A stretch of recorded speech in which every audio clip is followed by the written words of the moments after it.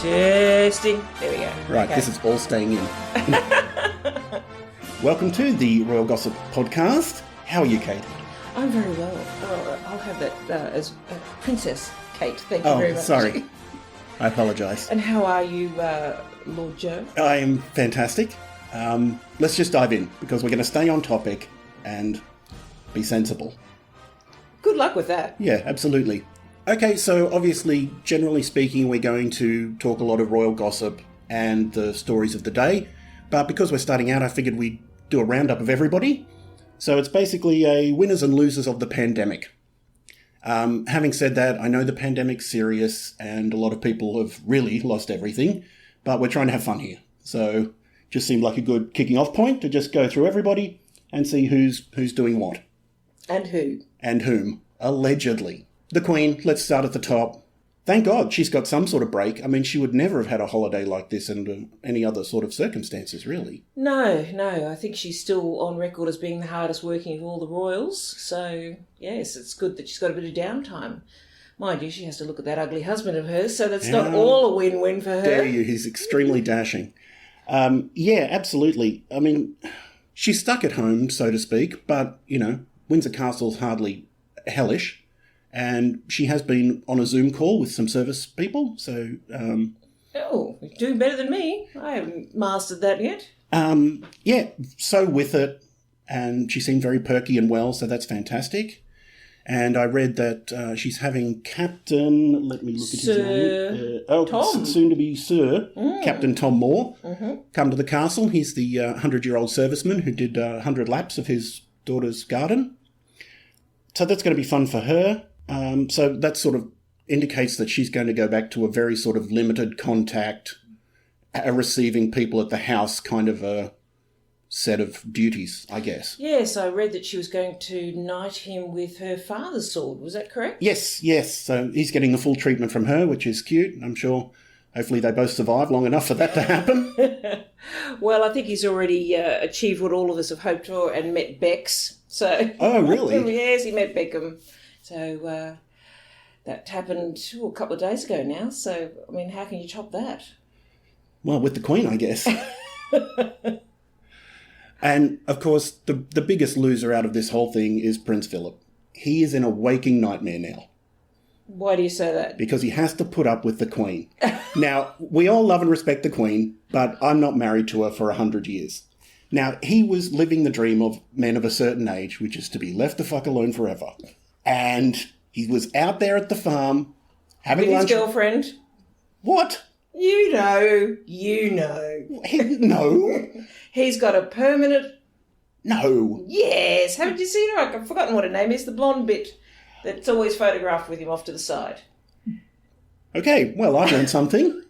Okay, then it's even worse than when you put it that way. Exactly. I mean, now he's got the girlfriend and the wife. I mean, can you imagine? She was off queening. He got to do whatever he wants. Now he's got to have lunch with her every day. Do you think he does, though? Well, apparently, they said that they have lunch together every day. Mm. And she's very accustomed to people actively listening to her. And if you've been married to a man for decades, believe you me, he's heard enough from you. And what's happening is now, instead of his peaceful lunch listening to the birds, she's rabbiting on. Because she hasn't got a lot of people to talk to compared to how she usually does. So now it's, yeah, the ducks are early this year. What? The ducks. What? The fucking ducks. That's what's happening to him where he used to have a peaceful life. So you reckon his girlfriend's not giving him a hard time about finally telling his wife that it's time to move on? You think he might take one of these lunches as an opportunity to tell the Queen it's time to see other people? Yes, why not? And if not now, when? Clearly never. Clearly never. Good Lord. Oh. Okay, well, Prince Charles, somewhat of a loser out of the virus in that he got it. That's true. I'd forgotten about that. That was so early on in the piece, it sort of moved on. Really. I know, the last 3 months feel like 1,000 years. I know, we've lost all track of time. So he's obviously in fairly rude health that he was able to shake that off. Well, you know, when you've got all those peasants out toiling your fields for you, I mean... Yes, making your marmalade. Clotting your cream. Oh, my God. I'm going to move on from that. Now to go to our medical expertise corner. I don't understand whether this means he now can't get it again, he is immune to it, or... Well, I can shed a little light on that after conversations with 2 research doctors, believe it or not. So we don't know anything, really. Good. At the end of the day, we don't know nothing. Good. Because we've got the different strains. We have a different strain in Australia as to the one that they have in the UK, and that is different again from the one that they've got in the United States. So there's 3 strains, A, B and C. Australia's got the one that's closest to Wuhan, and I believe that the UK has got the most mutated version. So even with those strains, there's mutations on all of those, and it looks as though, hearing on the news this morning, that you can get reinfected, or at least your illness can come back. So it may be something like Ross River fever or glandular fever, where once you have it, that's it. You get it for the rest of your life, and you have periods of your life where you might succumb to a reinfection, but we're not going to get over this, so we've got to figure out a way of moving forwards. Well, I saw Prince Charles at a hospital, and he was doing the everybody stay back routine, that it was like a social distancing visit, so no one got too close to him. Oh. And I would have wanted to have done that all along, virus or no virus. I've always thought those meet and greets where you go, oh God, now I'm going to have to touch 1,000 people would be horrendous, really. Oh, I know. I mean, it's not Mardi Gras. Not that kind of touch, although, no. No. Yeah, it's really, you would think that they would be picking up viruses all the time. I mean, you would have to be in I guess you'd have a pretty good immune system from being subjected to a wide range of people. Why they sent Princess Charlotte out without a face mask to give food to the peasants. Did they? Yes, there's footage. So Catherine and William copped as much of a caning as that golden goose pair ever get in the media for sending Princess Charlotte out to, what do you call it, her noblesse obligée? Oh, yes. Yes, handing out stale bread to the peasants, and she wasn't wearing a face mask or gloves. You leave them alone. This is outrageous. Camilla's been having fun at home. She's worked out how to use the internet now and doesn't hate it anymore. So, oh, did she hate the internet? Well, she was scared of it, I think. Like people of a certain age, and now she's been able to... How dare you? I could be a woman of a certain age. Our listeners will never know. Aren't we all? And speaking of a certain age, she's taken up being a silver swan, which I did not know was a thing. Please explain to our listeners what a silver swan is. Ladies of a dignified age who get into ballet. Fossilised? Yes, ballet. So now imagine you've got a wife in her 60s and you come home and she's in a black leotard and a tutu and is on a Zoom call with various other ladies of a certain age, also attempting ballet, and during which she threw her back out somehow. So she was obviously... So that's the official story as to why she was in Charles's tutu? And that's why she was in the tutu, and that's how I threw my back out, Your Honour. No further questions. Good Lord. Oh, well, more power to her. I mean, I suppose that's more dignified than taking up belly dancing in your 50s. Oh, now I've pictured that. For God's sake. Princess Anne, what can you ever say about her? She's hard at work and always is. Hardest working woman in showbiz. Yes, and didn't get to go to Ascot this year because there wasn't... Well, they still had the horse races, so I suppose if you're there for the horsey part, then you didn't miss out on much, but she didn't provide us with wearing a dreadful hat that we could goof on, so we missed out. Very good point. We did miss out. And on to the grand old Duke of York. Must we? Well, he's been hiding in the house, as he should. And he did come out and drove somewhere and came back again and was caught... To the children's fun park. Stop it. He could have been going to the doctor. I know he had an unsuccessful... Paediatrician. No, stop that. He had an unsuccessful procedure to remove his head from his own arse, which unfortunately did not work. And look, we can't even get started on him because that's a whole episode. Oh, goodness no, we can't. But We do not condone anything that man does or says. No, I can't. Let's just move on for now. Prince William went to the pub. Good for him. Only not good for him because I don't know that it was that great of an idea. Which pub did he go to? Some historical pub in his local area, basically his local pub. People saying, oh, he went off to the pub. It was a photo opportunity that I assume was at the behest of the Pub Owners Association or something like that, that it was basically to put out the message that it's safe to go back to the pub. But I would say, you don't know that, sir. You sure he wasn't there to play darts with Rose Chumley? I believe he's out of darts at the moment. Ah, okay then. Yeah, I'm not sure what's going on that front.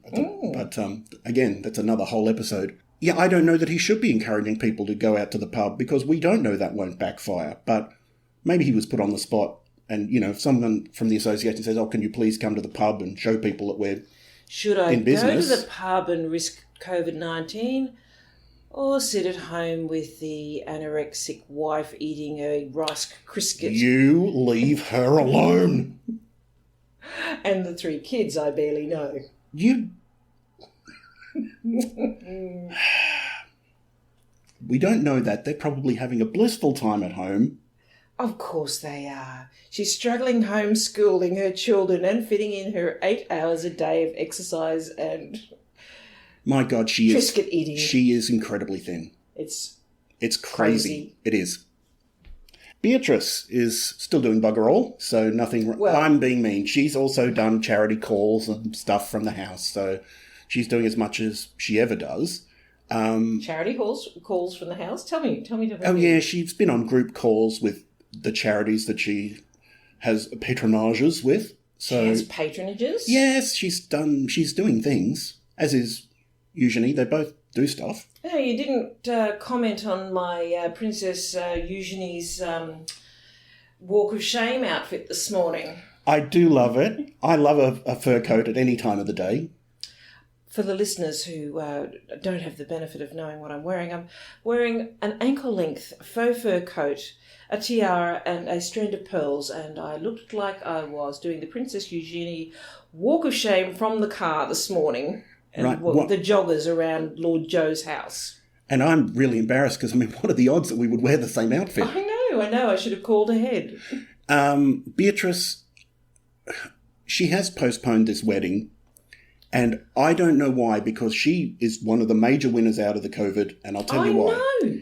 Because she cannot have this wedding, because if her father gets in front of a crowd of people... someone's going to boo him, yell out you're a rapist, or something to that effect. Well, and the thing me they live for in, one. Yeah, well, exactly. They live in mortal fear of getting booed, and that's exactly what's going to happen. So if I were her, I would have said, because I was thinking coming up to the wedding, she can't possibly not invite him. She can't possibly not have this wedding. What's going to get her out of this? And the virus did that. So instead of postponing it, wouldn't you say, oh, due to the virus, we're going to have no members of the public there to boo anybody and get the wedding over with. But instead, she sort of postponed what is a fairly dicey situation. Well, she could have done what Queen Noir's daughter did, or Queen Noor of Jordan. Hey, what'd she do? She recently married a Englishman, and they had a very, very small ceremony in England. It was just the bride and the groom and 2 witnesses and the official. I can't remember whether it was actually a religious official, but very, very small ceremony. No guests. Why wouldn't she do that? Well, exactly. Why wouldn't you do that? It's good enough for other members of royal families. Why does she need to have the walk down the aisle with the alleged pedophile? I guess, I mean, she doesn't want a smaller wedding than her sister had. Well, and she doesn't want her father ruining it for her, but that's absolutely... I mean, what else is there to talk about with them? Why would she need her father to ruin it? I mean, Fergie's going to get in there. Oh, God almighty. Yes. Can you imagine the outfit? I can't even. I can't even. She'll be trussed up like a roast chicken. So I think we've run the gamut of everybody there in terms of the main players. Can't think of anyone else. I'm pretty sure that's... Excuse me. Everybody all right. Okay. Come on. What is the Sussex report? Well, Sussex report is that they are doing just fine without the royal family. Doing just fine. They're cowering in fear in that house. You mean like we all are? Sure, I know. But And they haven't been. They've been out doing food parcel deliveries around the US, and Meghan's been getting on the blower and sending out hopeful messages to people and keeping them inspired. And they've got a young child that they're raising together. All the arguments that you use for Catherine not having to work because she's raising 3 children with only the help of about 6 nannies. Listeners, you should see the face here. no, look, I don't want to pile on Meghan because I don't understand a lot of the criticism of her. But I do think that they're not... Everything that they've done hasn't made their situation better. She's still getting a huge amount of abuse. Only at least at home, they were secure. And I mean that they're literally in more danger in Los Angeles than they were at Windsor. At least that's a controlled environment. They had a whole intelligence structure looking into any threats to her. Now she's in America, the home of the gun-toting psycho. They can't have the level of security that they had before. No, but I have seen her, pap shots. I don't pay for them, people, just so you know, but things do cross my desk from time to time. And I did see some pap photos of her out walking with Archie.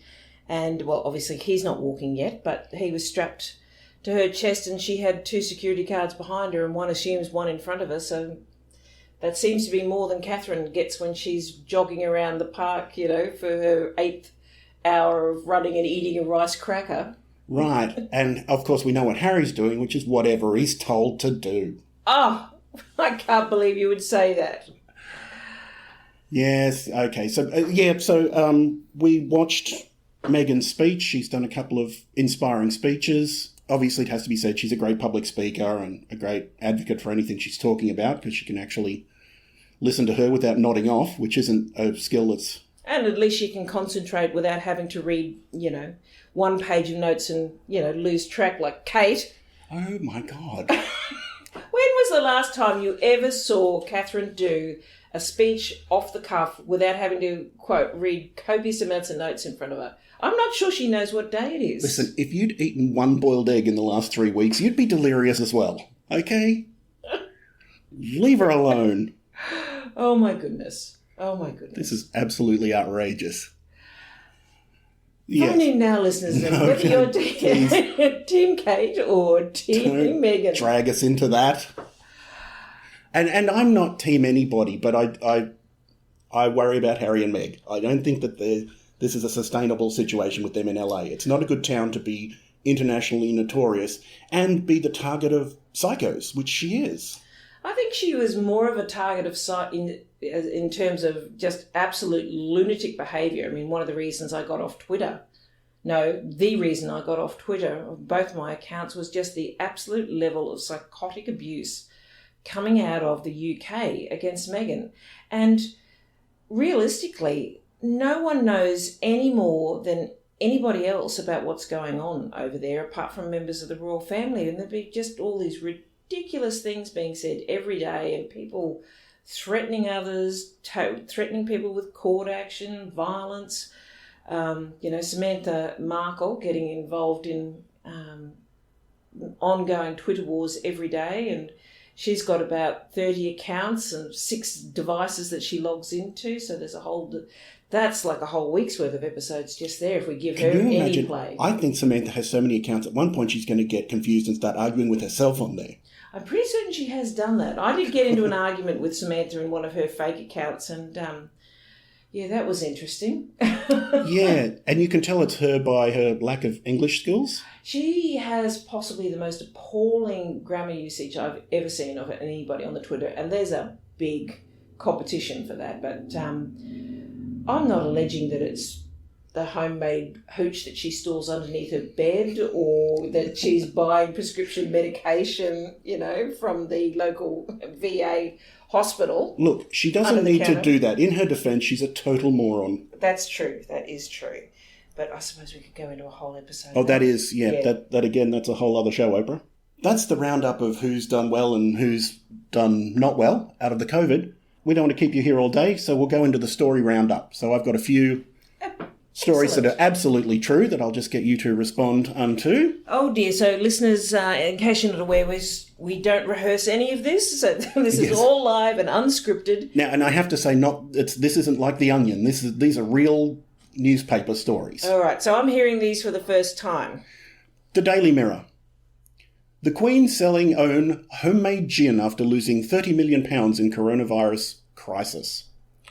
Where do we sign up? Is this going to be like a gin of the month or gin of the week? It's real. They're using stuff from the estate, juniper berries or whatever, to make their own gin. What I like is how they've made it that she's selling homemade gin. Like, things have got so tough, she's making gin in the bathtub to try and keep the lights on. Aren't we all? And why am I just hearing this now? You've obviously had that information for at least 24 hours. It's hard to get a hold of this gin, apparently, at the moment, but it's going to be popular. But yeah, I just love how they say homemade. Like, she's now dragging a cart through the streets going, gin for sale! Good for what else, you? I'd buy that. Daily Mirror. Kate and William break royal tradition to protect Prince George's happiness. So this was speculation that they won't be sending him to the boarding school that everyone else got molested at. Oh. And will keep him at the normal person school that he's currently going to. They had absolutely no information to back up any of that, but and which newspaper was that one? It was the Daily Mirror, and they check the facts and then recheck them again. Absolutely, yes.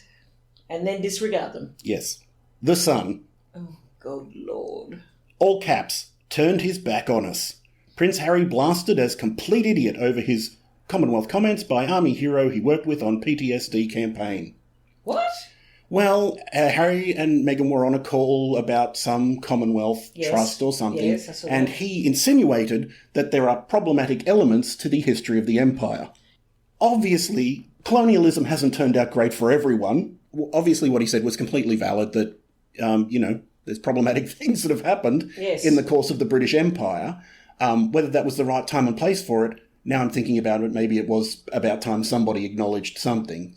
And what he said, and what he said was really gentle. It's not like he even referred to anything specifically, or so that's ludicrous. From the Express, how Jessica Mulroney shattered Meghan Markle friend benefit claims amid royal row. Would you repeat that again for our listeners, Joe? No.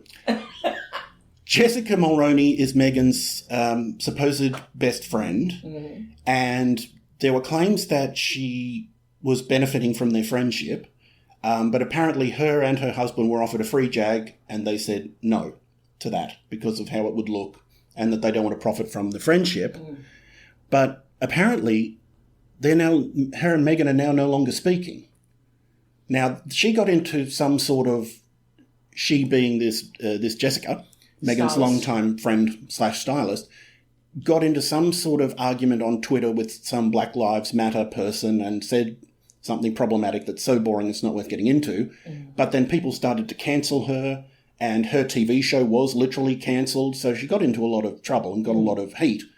And the story was basically that Meghan has cut her loose, but then Jessica's husband denied it on Twitter. He replied to something basically saying it was crap, that they were on the outs with Meghan and Harry now. So, oh, goodness me. Again, who knows? Yes.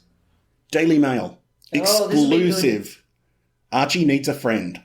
Meghan bemoans 1-year-old will lack social skills because he doesn't interact with other toddlers, complaining she's too famous to join Mummy and Me class.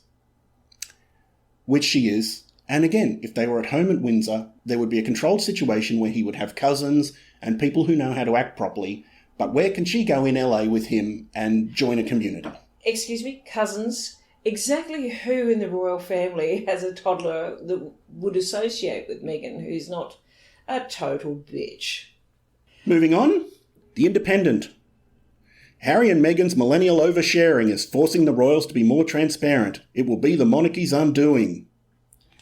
I'm fairly certain I heard this in the 80s when Diana was photographed wearing a skirt without a slip underneath. It should be the monarchy's undoing. Look, Meghan and Harry are having human feelings and sharing them with people, which is grossly inappropriate, as you well know, and will end in the ruin of us all. Absolutely. It'll lead to daytime drinking and champagne with breakfast and homemade bathtub gin with dinner. I want some of this gin. I know. All right, The Telegraph. Queen fully understood Prince Harry's Commonwealth comments, says Pia. What's not to fully understand? I mean, he said that there's been regrettable things in the past, and we all know that. So how could she not understand? I was going to say, was he calling his grandma a racist bitch? No, I mean, it was very tame what he said. Okay. And completely appropriate, really. So, yeah, again, complete storm in a teacup over nothing. Hardly a surprise. Oh, and in case you think that also that Catherine doesn't get her serve in the press, she was hit by this one from Hello Magazine. Kate Middleton debuts stunning new haircut and bold polka dots for a new appearance. Wow, there's some hard-hitting journalism there. Bold polka dots. Yes. As though polka dots aren't a tragic 80s hangover that just needs to stay in the 80s. I thought they looked good. How dare you? Like her recycled dead mother-in-law's dress that she wore when she stepped out onto the balcony carrying the first child. Yeah, that was bad. Oh, no. The bad one was when she wore the Rosemary's Baby's dress for the third child. That was crazy. Yeah, that was very crazy, and hats off to the designer who slipped that one in, because she would have known what she was up to. That was hilarious. Good work, whoever you were. Oh, my God. So that's about the roundup, because next week we're going to do our Prince Andrew episode, and that's going to be a long one. That's what she said. Oh, my God. As soon as it came out of my oh, no. You're fantastic. Okay, so what do we have to say? Subscribe to the podcast if you haven't already, because we're going to start tackling the big topics here. You can follow us on Instagram and Twitter. We are Royal Gospod on all of those. But the main community is on our Facebook page. So if you go to facebook.com/RoyalGospod, you can see us there. And if you remember one thing, you can go to royalgossippodcast.com, which will link you to everything else. I guess the preview of next week is we will be doing Prince Andrew, guilty or super guilty? We'd love to hear your thoughts on this matter. So we'll be doing what we do best, which is coming to legal conclusions. Allegedly. Allegedly. There's going to be an alleged on everything. Although I want to dive into it right now, but it's just such a long topic that we better just call it a day on that one and say thank you very much for coming. And I think that's it. All right. Say good night, Joey. Good night, Joey.